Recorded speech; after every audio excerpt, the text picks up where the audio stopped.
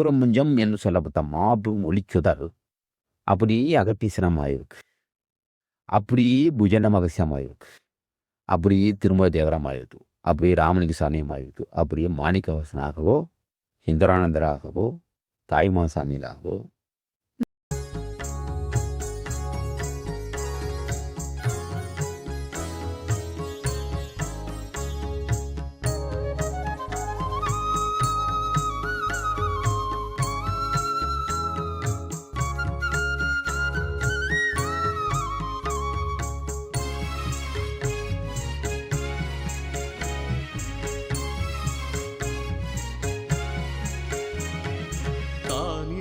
கொடும்பாவம் தீர்க்கும் ஆசான் தர்மத்தின் வழி சொல்லி கருணை வைப்பான்.